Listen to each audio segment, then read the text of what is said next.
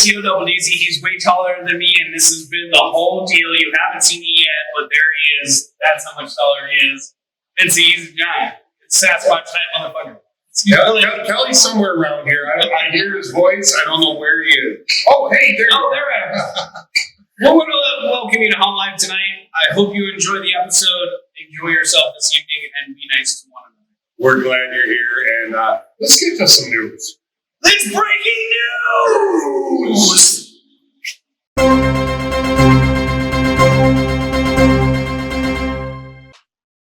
Hey, everybody, we're back. We got it. We're back with some news. Oh, man. How are you doing this evening? We're doing breaking news? Yes, we are doing breaking news tonight. So, Kelly, what do we got for news? What's going on? Wow. So this season is approaching, and we're all wondering the same thing. Are the haunts going to open? Well, I can tell you this much. Reaper's Revenge is optimistic and at the same time being very cautious of what we're doing. Todd, you can elaborate on that a little bit. I know from our end, there's 7,800 different possibilities that could go on here, and we're looking at each and every one of them diligently. But and we've also been networking with the other haunts. We were on a conference call, Zoom the other day with all the 13 haunt members, really looking at every possible aspect. Everybody wants to do anything we can, working with the government guidelines to open. So, we're very optimistic. I'll tell you, a week ago, I wasn't sure. I'm very optimistic this week, leaning towards yes. So it's very good. So that's breaking news on that. Delirium looks awesome. Facade is looking great. People are going to be blown away with what they see this year at the new attraction. Or if we, for some reason, don't open, they will see it next year. But our 5th attraction is ready, and it's going to be awesome. Kelly, we're having some fun. As people are seeing on the screen right now, you're praying to the gods of Pumpkin Hill for an early spring because you don't believe in groundhogs, right? I don't believe in groundhogs. I believe in the great pumpkin god himself, and the spirit of Halloween. That's for sure. Yeah. We had some fun because now we got our own studio set up on the mountain, and we're doing all our own internal content, making videos, making pictures, doing all kinds of graphics, and we've got a green screen set up, a full studio with lighting so that we can actually take the pictures and do whatever we want, however we want, with all the latest stuff that everybody's using in the industry. Do we have the one with the masks? Do we have it? Can we put it up? Yes, and I'm putting that up right now as we speak. I'll tell you something super important stuff we have here. Reapers Keepers is open online. I want you to check out that website. They're online right now. Be dialing, always be dialing. Check this out. They've got face masks. We've got Reapers gear. We're selling it to you. No flex pay. No flex pay. One price on each piece. A little bit of shipping and handling maybe, but you should be dialing right now, checking out Reapers Keepers online. But wait. If you purchase right now, we're going to double your order. Just pay a separate processing fee. Basically, it's the same price for 2. You're going to pay for 2 of them. You're going to pay, instead of paying for 1, you're paying for 2. But anyways, they're really cool. Buy one at regular price now, and you get your next purchase at regular price. Yes, thank you. That's what I kind of meant to say. Thank you for articulating it better than I did. But I'll tell you, I'm wearing my Reaper's mask, out in public, and I just love it. It fits real well, and I love having our brand out there in public. People seeing it, they always ask me, "Oh, are you with Reapers?" I was like, I don't even know those people. I don't know. I just no. I just found this mask. So it's really cool. Reapers Keepers up and running. And Kelly, we got a big show here to get to. We got Billy and Alex from down in South Florida, from Boca and West Palms. There are interviews tonight. It's a couple of great haunts down there in Florida. So what do you say we get to some special guests? Yeah! Ow! The search for the victims' bodies and the investigation into what happened is ongoing.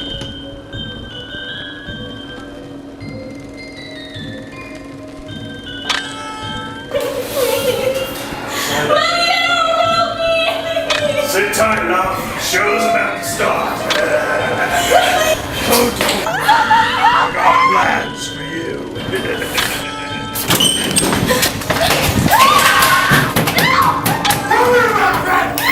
And what a show we have for you tonight.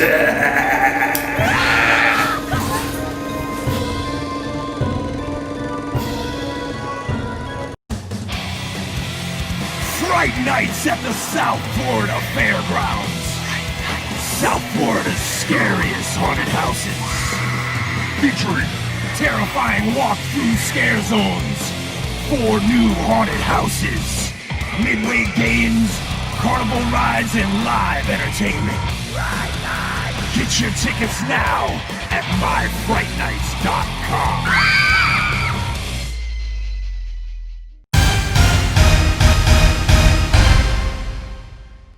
All right, folks, Hey, we're everybody, back, we're back. and man, I know it's exciting. Kelly's been gone for 2 weeks, and he's ready to interview with me. We're real excited.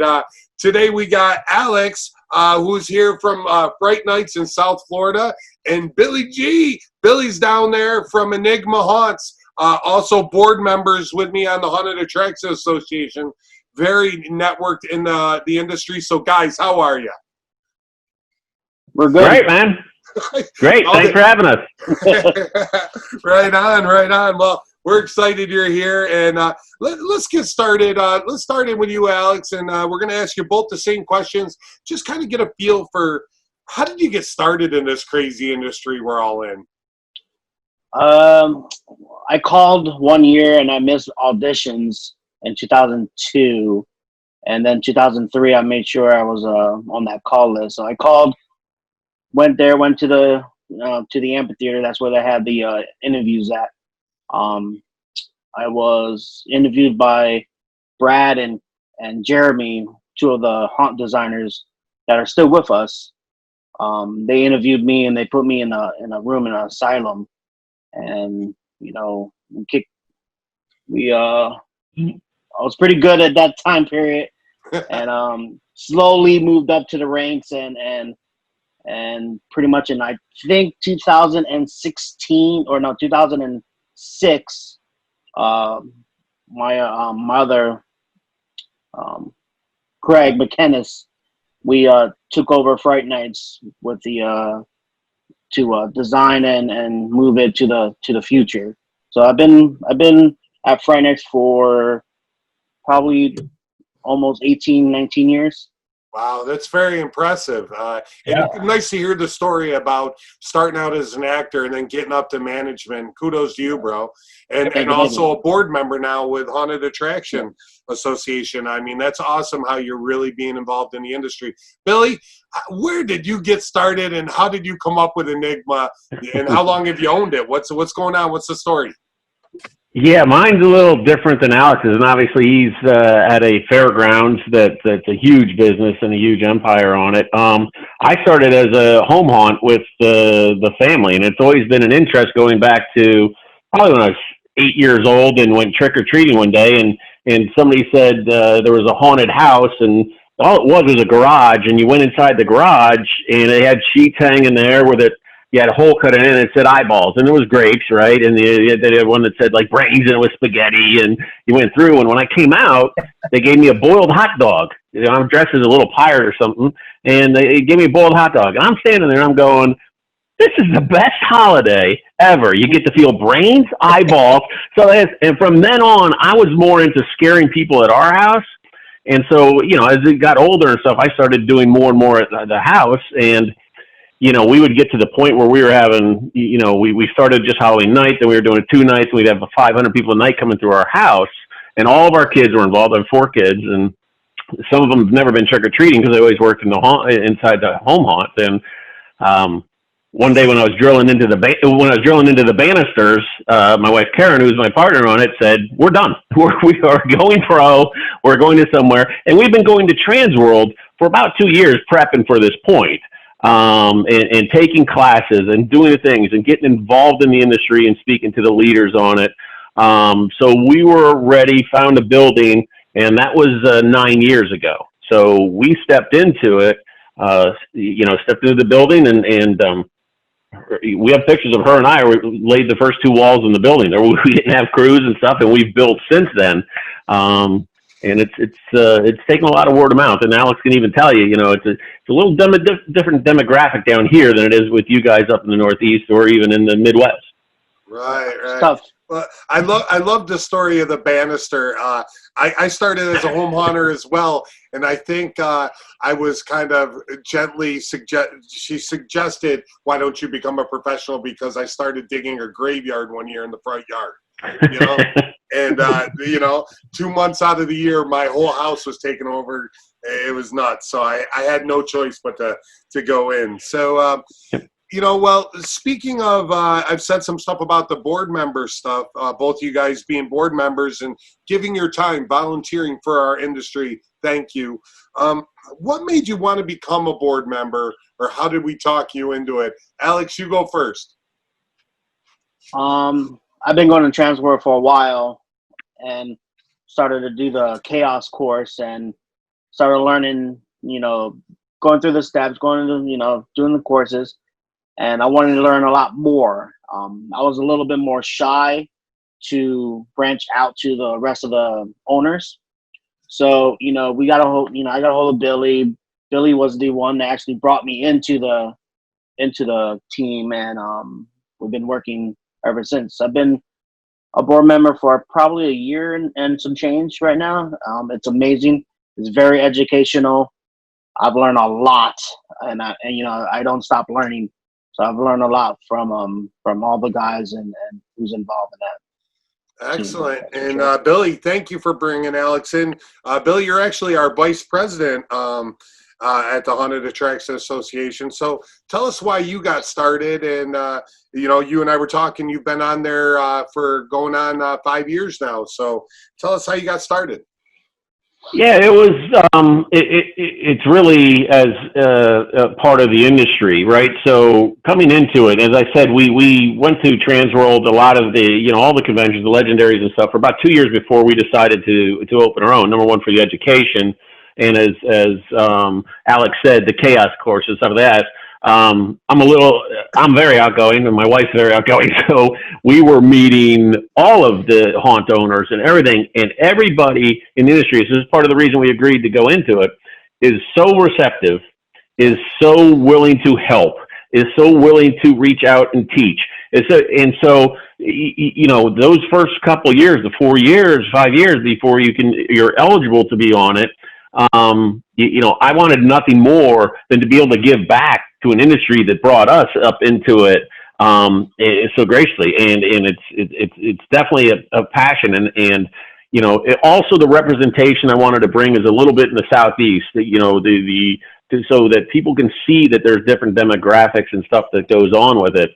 And Alex is a large haunt, similar to a lot of the large ones up there, that's doing huge numbers and stuff. And I'm more of the niche mid area that also can relate to other people. So we can all bring different thought process into it. Very interesting.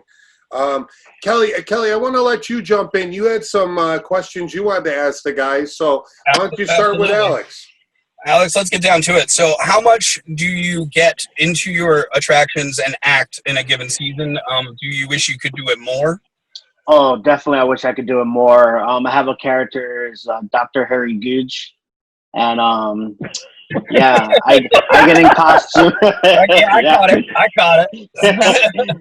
So God, I wish I'd get in costume all the time, but my staff doesn't let me because they need me everywhere. But when I'm in costume, I'm a different person. They can't even address me as Alex. They got to call me from my character name, and then sometimes it's great. I love it. I dress up maybe twice a season, because I'm so busy going in back of house, front of house, ticketing, and I'm everywhere. But I'm usually dressed up on a Thursday, when it's not too chaotic. But I wish I could dress up more. My wife's dressed up. I mean, tons of our friends it's awesome. Yeah. Right. Well, and Kelly, let me jump in quick. One of the other owners, Paul, the original owner of Reaper's Revenge, when he kind of took me under his wing what, it was 6-7 years ago, I don't know, something like that. And you know, I had a couple other haunts I've done outside of Reapers, but Paul told me, he's like, your character's great, I love what you do, it's awesome, but you want to go to the next level and really take it somewhere, you got to start training people. You got to be out there. You got to be looking at your show and educating and supervising what's going on. And he was absolutely right. Making those changes helped me to evolve as a haunter, and it brought me now. I go through our show every night, and sometimes multiple times. And you know, Kelly's out there training actors all night long. I go through and I just kind of look at it, and I'm like, okay, but you know, I can see everything, and I know when anything's not clicking. So I have to give Paul Cochran some credit with that. So I just wanted to jump in with that. Kelly, go back to Billy. I'm sorry to jump in. Billy, same question. Do you still go out and get scares, and do you wish you could do it more? No, I don't do it anymore. As I said early on, when we were essentially trying to build a team, build a haunt and everything on it, yeah, the first 2 years, 3 years, and I used to do it in the home haunt too. Remember, I ran everywhere during that, and we had pyros out there, and you know, we could do whatever we wanted. The first 2 years here, it was a necessity, because as we were building our haunt team, trying to build a brand, trying to go, you know, I was floating everywhere, was the main character and stuff. And in 2 years, and by the third, we're really starting to gain steam, and then you get to the point where you've got 80, and then you get to 100 actors, and now you're trying to manage the crowds, and so it turns into you know, you spend a lot of time, as you guys know, worrying more than you do every night what's going on than you do getting into it. Do I miss it? Yeah, and there's always, and every time, you know, we're only open 16, 17 nights, and you know, I'm like, I'm gonna do it this night, and then I'm like, rain's coming, I gotta watch, we gotta make, you know, and then I don't get to do it. I've seen Alex come through our place dressed up one year though, so we share actors. We share actors, which is unique for a lot of haunts. I mean, maybe some of the other ones do it, but we have on nights that he's open, that I'm not, we'll send our actors up there, because our crews get along great, and they'll act in there. And then the nights that he's chosen not to be open, they'll send people down and be going through and acting with us too. And we've trained together, and we've make them go through the processes of the safety things. But it's worked out great. It's really fun. Yeah, it's fun. That's pretty cool. How far apart are you guys? 30 minutes? 30 minutes apart? 30 minutes? 30 minutes on the highway? That's cool. Yeah. Because you're, Billy, you're in Boca, and Alex, Yep. what city are you in? We're in West Palm Beach. West Palm Beach. Okay. Yep. So we're 30 minutes apart. Very cool. Well, you know, I want to jump in as we're talking about the haunts. You know, tell me something unique about your haunt. How many years you've been in operation, and we just went over where your locations are. And, you know, as people are seeing the video, they're going to be seeing a plug for your website. I want everybody to go visit. I've been on your websites. Very nice stuff. And I want everybody else to see it. So, Alex, tell me a little bit about the backstory of the haunt. We have a great team. We've been doing this. Brad and Jeremy is one of the originals, the OGs of this project. They've been doing it since 2002 and Fright Nights.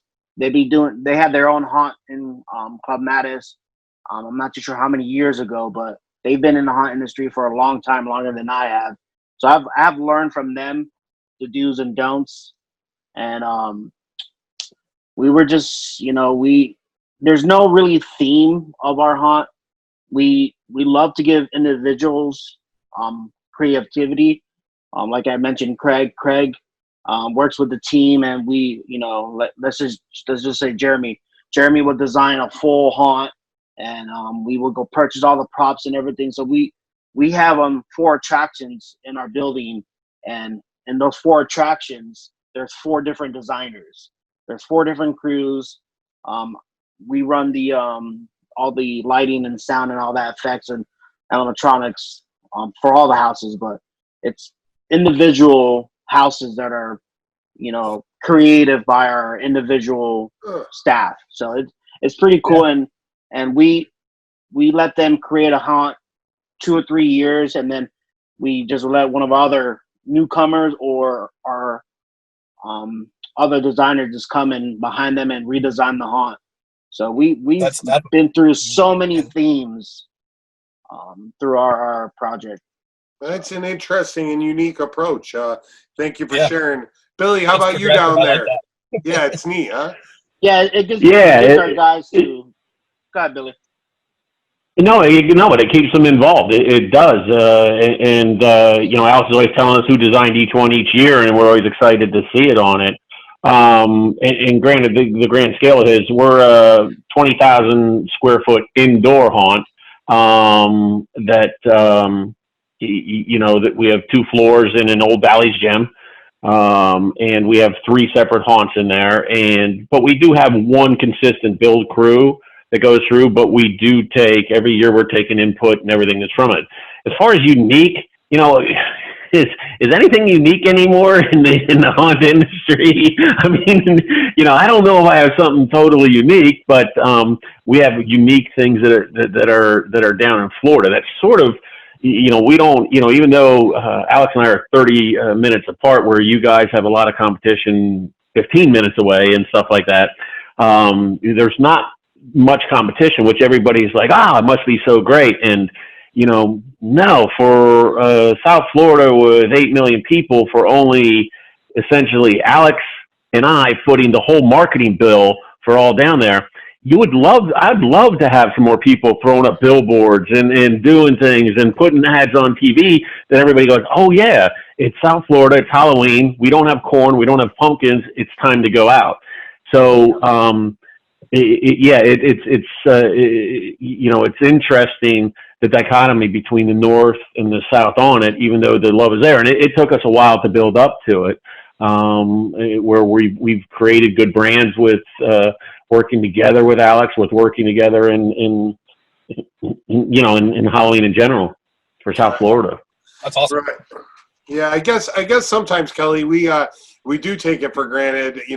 We're a member of the 13 haunts in the greater Philly area. Now, granted, we're a little bit further from the Philly area than the rest of the other 12 haunts that make up the 13 haunts, like Bates and Eastern State and Pennhurst and all them. We've got some amazing haunts. But, sometimes I forget that we can lean on them. You're absolutely right. Yeah. And, and the 13 haunts is a huge marketing engine for all of us. That's what we do. So we do not have track suits and palm trees. That's that's unique to you guys. Damn, I forgot about that. Yeah. You guys are worried about people getting cold. We've got heat exhaustion with silicone mat. Silicone mats become difficult. That's where it gets. It's interesting. Right. Well, you bring up the next point I wanted to get to. Obviously we're in a weird year here, guys. What kind of changes are you making this year to kind of adjust to what we're seeing? Well, this is Alex. We're looking into cutting costs. We're looking into building 2 attractions instead of our 4, and we also have a midway. Food. It's pretty much a scare park that you go there and you can hang out for hours. Entertainment. So we're thinking about just cutting all that out and you pay a ticket, you go in and you're back out to your cars. So we're scaling back pretty hardcore. That's for sure. Right, so you're going to streamline the process, and you were talking on the board call the other day about doing a drive-through. Yeah, that's another thing that we're thinking about doing. If that doesn't work, we have a Halloween village for kids, Spookyville, that we do for kids. So we're in our collaboration right now on bringing the kids and our stuff together and making a drive-through. We also have a historical village on our property that is beautiful, and we're thinking about doing a drive-through with your car, a safe trick-or-treat plus some scares and stuff like that throughout the trail. So that's our plan C. So it's all safe. Everybody's in their car. There's not a lot of interactive with people in us. Right. Well, and on our board call the other day, I found it really interesting how everybody is looking at the trick or treat stuff. And honestly, I haven't. And what I was hearing the other day, it's right on the forefront, along with stuff that Spencer was talking about. Just really interesting. Billy, how are you feeling about stuff, and what are you looking at? I know you had a lot to say on the call the other day. Yeah, it's like I said, we're in a 20,000 square foot building, so you can't drive through unless it's literally just smashing through the thing, right? So we're in a little bit different situation there. The first thing is everybody's thinking about safety, right? And then you got to think about what everybody's thinking about, which is, do I want to go out? And we know everything is lower. So we're approaching from the aspect, as I told you, we were open 16, 17 nights at times. We're probably going to go down to 11 this year, taking out the first 2 weeks in October. We are budgeting for a 60 to 70% decline and moving into time ticketing only. We're going to eliminate the front desk, the things that are on that, and sell specific amount of tickets in 15-minute intervals that I can change my queue line to represent, as Spence went through and everybody's gone through, the safe distancing, and give my timing, 2 minutes per group, and allow things to go through. We're budgeting for that. It's going to create enough money and funds that everybody's, taken care of. We're not going to make any money, but we'll have enough money to live and fight another day in 2021 after we hopefully get a vaccine that's either late 2020 or early 2021, that things start to return to semi-normal on it. And that's what you want to be around for, to try and look for the blowout season or look to do certain things on it. That's not the goal. We want to provide safe entertainment, make sure everybody is realizing how good that they can appreciate it the next year, that they go, we're so thankful that you took us in and you spaced us out and you only took our family in, and things like that, to try and draw some marketing. It's going to be the hardcore people that come out, right? We're not doing Groupons. We're not doing the things that are trying to attract people that we've never got. We're looking for our hardcore group that is diehard, that we know will be out and take really good care of them.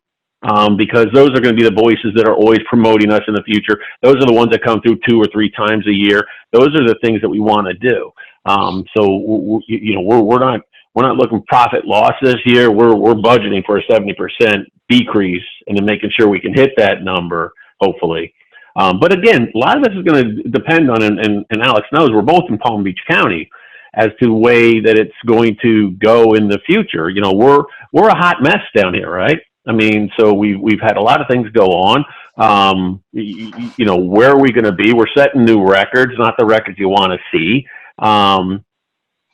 In the next 60 days, we have to make decisions before then. So, that's why Alex is going to have to make a decision as to go to drive-through. So I'm going to have to make a decision shortly as to open or not. But the plan is to open, make it as safe and fun as possible, creating plexiglass, getting rid of the claustrophobia tubes, getting rid of things that hang in front of your face. Everybody has PPE. We've got, hand sanitizing stations, everything that's around. And if people are willing to go to bars down here and go out and protest or something, I think maybe they'll hit a haunted house, we're hoping. Yeah, let's hope. Billy, I just think it's interesting. All that was on our minds, and it's been on probably every haunter's mind. But during the call the other day, you nailed it on the head. You were just like, listen, I don't care. I want to make enough just to get by and fight another day. Those were your words. And I was like, man, that's really the way we should all be looking at it. Let's put this year to rest, and, everybody get through, and let's evolve into the next year. So, vendors, everybody it's true. Yeah, I feel bad for our vendors. I want to give a shout out to Immortal Mask. I ordered today one of those sleeves. It was, they just got these cool, it's just like almost like a pull-up sock or something. I don't know, but they're all painted and everything. And I was just like, that's really cool, real affordable price, and a great way to cover somebody's face. I was like, that's the way to go, you know? So I'm just trying different things like that to see where we can be, work with my team, you know, what are we doing for makeup, all that stuff, all the same things we're all talking about. And I guess I don't have to ask Kelly if he's got any other questions, because Kelly is, he's MIA. The last thing I want to touch with you guys, and I know you got to run, Billy, because you're a busy man. I can't believe how busy we all are at 9:30 at night. You know, without the trade show this year, you know, what do you got any tips for hunters with like what you guys are doing, you know, just to keep things different, keep them fresh?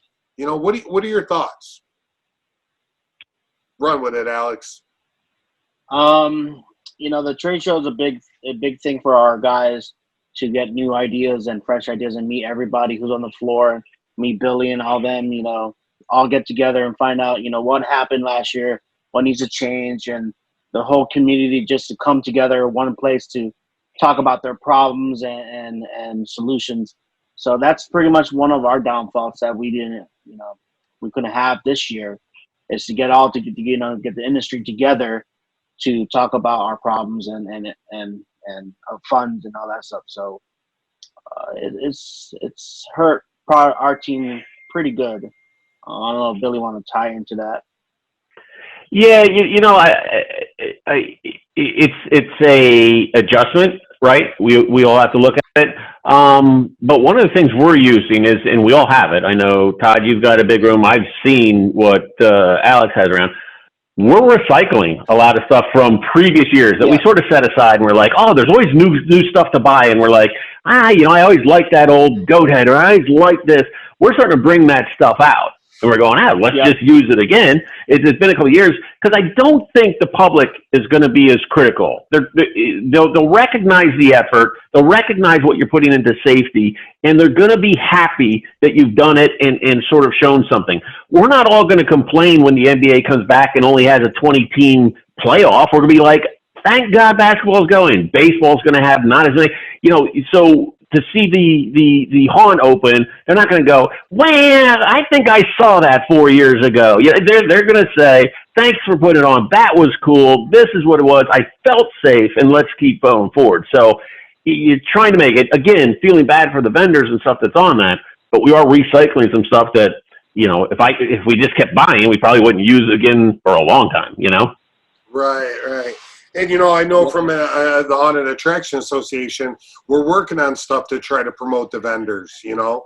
Yeah. We've got a lot of different things, and there's news to be that's going to be coming in the next month of different ways that we advocate for the industry. So, guys, I just want to, you know, say thanks, one, for being on the show, but I want to personally thank both of you, you know, for being on the board with me. And, you know, we give our time, and we're all dedicated hardcore to this industry. And sometimes I think that goes unsaid. So I just want you to know, great job, guys, for everything you do. So thanks, man. Right back at you. Appreciate it. Appreciate it, brother. And Kelly just texted in, the phone was overheating and shut down. He said sorry, and to tell both of you, it was wonderful talking to you. You know? You're awesome. No problem at all, man. Nothing taken personally. At least he said it was overheating and the phone didn't have a virus. Jeez, I know. You know? All right, guys. Well, thanks so much. I'm out of here. All right, man. Stay safe, everybody. Bye.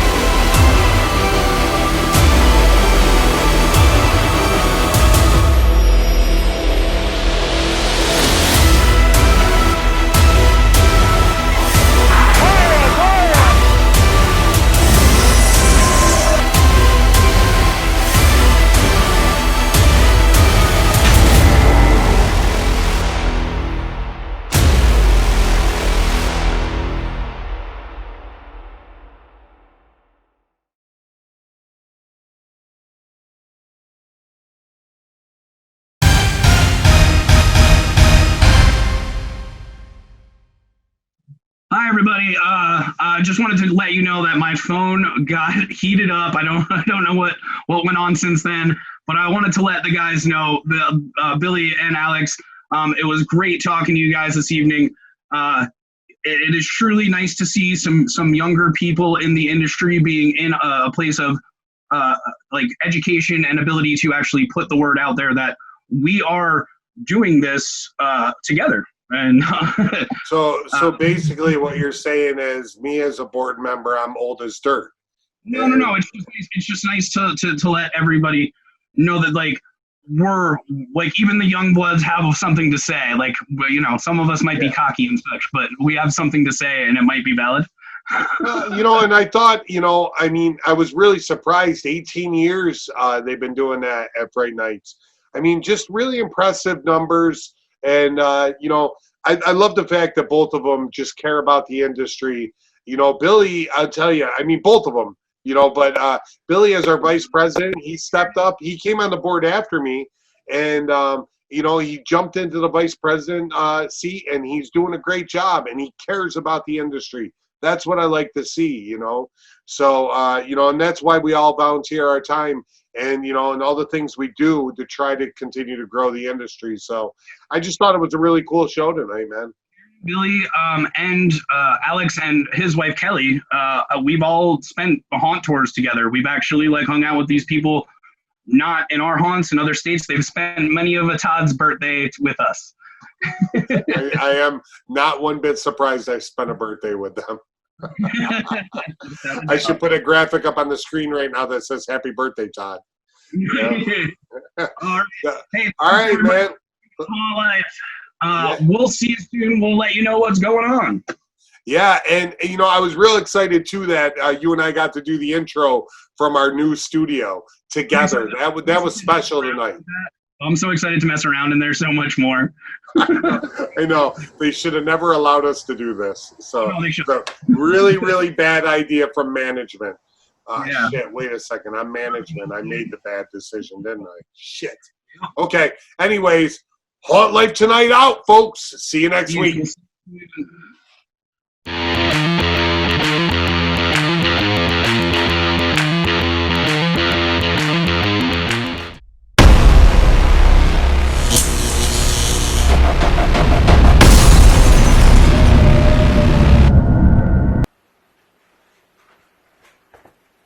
You still here? It's over. Go home. Go. And get off my lawn.